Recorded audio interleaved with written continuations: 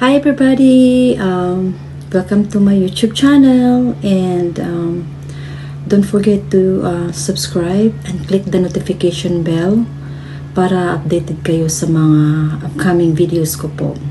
Just don't mind my hair, it's all over. So on today's video guys is eating again a leftover. Remember you guys nung birthday ng pamangkin ko, nagluto ng pansit ang mami ko po. Ito na po.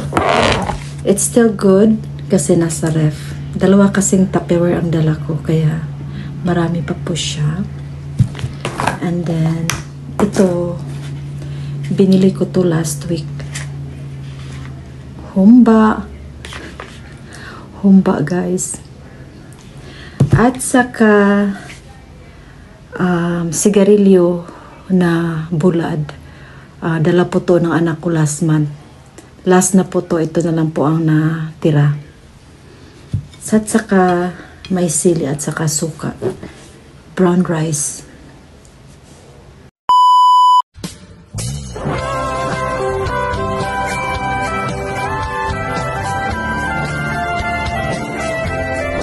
Laban Pilipino, saan man sa mundo, ang Pinas sa inyo'y saludo. Malawak man ang daigdig, malayo ka man kababayan, sa kalungkot ay huwag pagdating. Pilipino, saan man sa mundo, ang Pinas sa inyo'y saludo. Malawak man ang daigdig, malayo ka man kababayan, sa kalungkot ay huwag pagdating.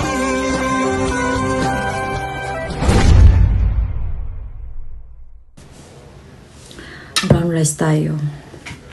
Kasi hindi na talaga healthy ang white rice. Doon ako nag-gain weight. So, hindi ko naman maubos to guys. Pinakita ko lang sa inyo kung anong ulam ko po. Ngayon, it's gonna be my lunch at saka dinner. Yun lang talaga. So, hindi ayoko po siyang kamayin kasi alam ko hindi ko pa to mauubos. So, baka bukas maubos ko na talaga siya. Pwede ko naman siyang lutuin na gamitin ko yung may ano naman ako, Shanghai wrap, yung lumpia wrap. Pwede ko naman to siyang i-wrap tapos i-fry. Masarap po yun. Maybe I'll do that tomorrow. Pag hindi ko talaga maubos to. Pero kasi meron pang enough for me to do that, yung pansit na ng Shanghai. Tapos humba is life. Hindi ko naman to pwedeng kamayin. Ayokong magkamay ng humba, pero baka pwede. Slicing ko lang para para okay siya. I wash my hand naman guys. So yun po guys. At saka may dark chocolate glutathione po ako para sa mga kinakain ko ngayon. It needs really help. So, let's start eating. Daming kain ko guys. Hindi kasi ako nag-breakfast guys. Uminom lang po ako ng kape in the morning. Oh, yung healthy shake ko po.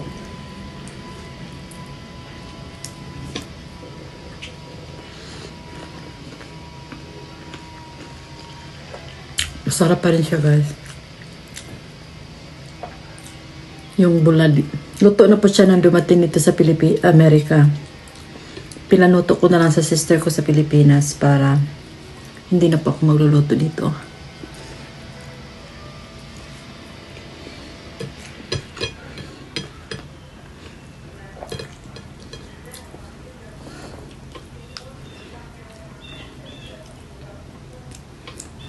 So imagine ha, itong pansit noong October 12 pa niluto ng mami ko. Ano na ngayon? No. October 20 na po dito.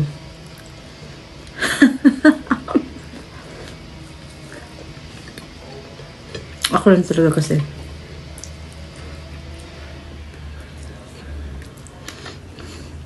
Hindi po ako nag-waste ng food. I really encourage everybody not to waste food. Yung mapanis tapos itapon.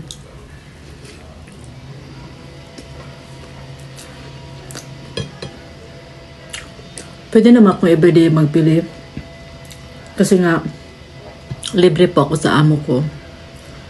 Libre po kahit anong kakainin ko po.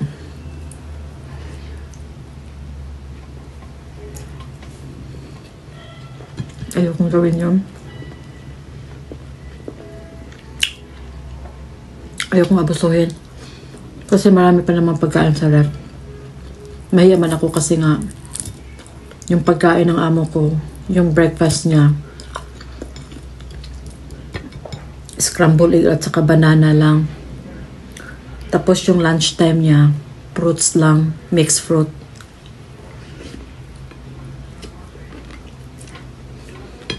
Pag dinner,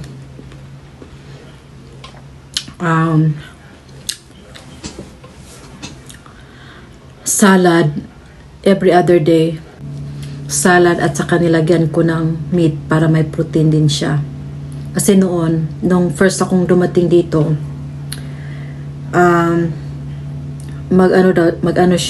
magkain muna siya ng salad. Tapos, yung main dish niya, magluto ako ng steak. And of course, my dessert, ice cream. Ice cream na nilagyan ko ng wine. Kasi gusto niya. Siya din ang sabi. So, hanggang ngayon, yun pa rin. Tapos, the next night, ano naman siya? Pizza. Pizza at saka chocolate. Yung dessert niya, pag pizza, chocolate. Pag salad, ice cream na may wine, red wine. Yun lang ang kain ng amo ko. Tapos ako, grabe yung kakainin ko. Kasi nga, mahal naman talaga yung sa Filipino store. Wala akong magawa eh. Hindi ko pwedeng kainin. Ayokong kainin yung American food. Ayoko.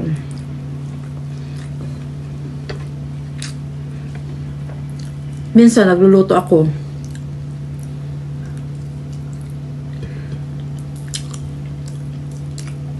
Pero mostly talaga, bumibili talaga ako ng luto na.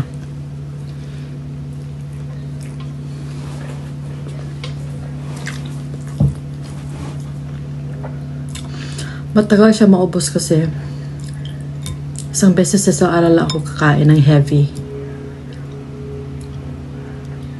Ay, yung mga ganitong oras. Para mamaya, mga 3:30, pwede akong magsumba.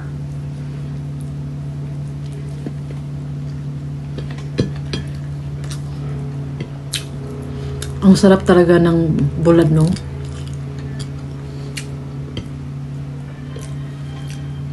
Hindi ko talaga ipagpalit yung mga ganyang ulam.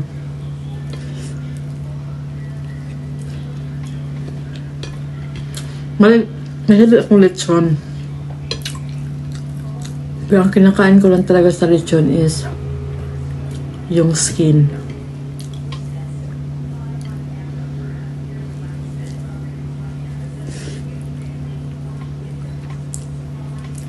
Diba?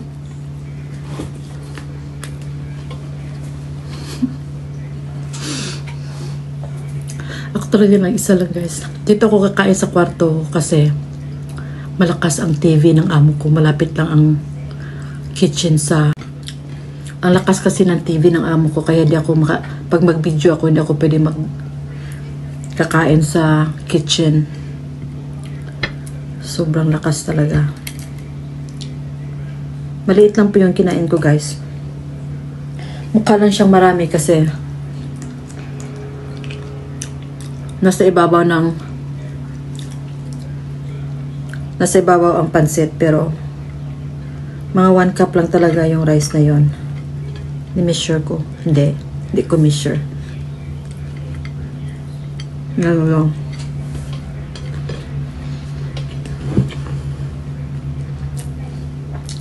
Kahit brown rice, kailangan i-control pa rin natin.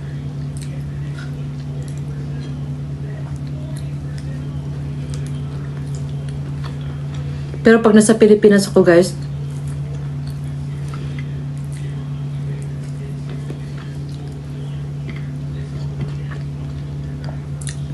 kasi nga lagi akong sa kitchen nakaupo. Ang sarap tingnan yung mga kasama kong kumakain.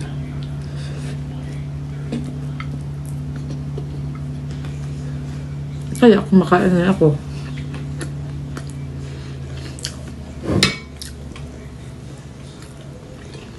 Kaya lang talaga ma-exercise.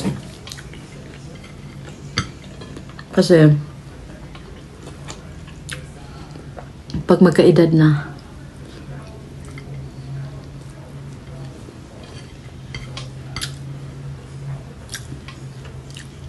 yung metabolism natin, metabolism ba yun? Or ano, basta hindi na masyadong ano ba.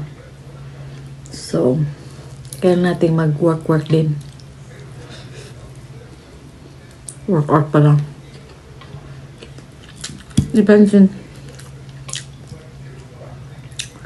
Imagine 3 na lang ang naiwan na dry fish.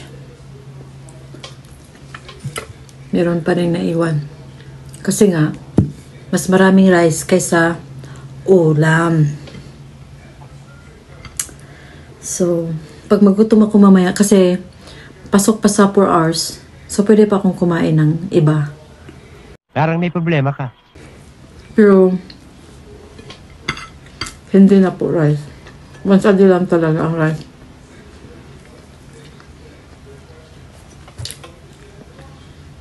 So, pwede ko ito anuin bukas. Yung chicken. Gawin kong egg roll to. Para maglasta naman siya ng ilang days. So, guys,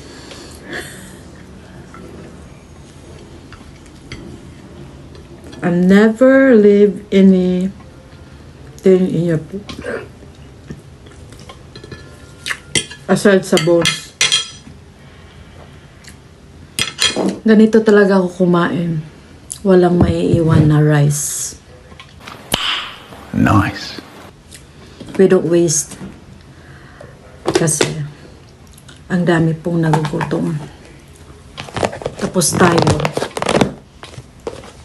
nagwe-waste tayo ng pagkain. So, another days, mga kasi yung humba talaga, isang slice ang talagang usually ang makakain ko, or 2-3. Pero ngayon kasi may pansit, so isang humba lang na ko, meron pang 2. 3 pala. So, mga 2 araw pa yan. Ito, mga ilang days pa kasi gawin ko tong Shanghai. Ko to Shanghai wrap. Tapos ito, iwan ko. Baka hindi na to maganda bukas kasi nga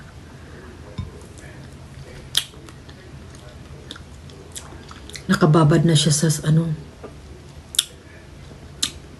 So, yun lang, guys.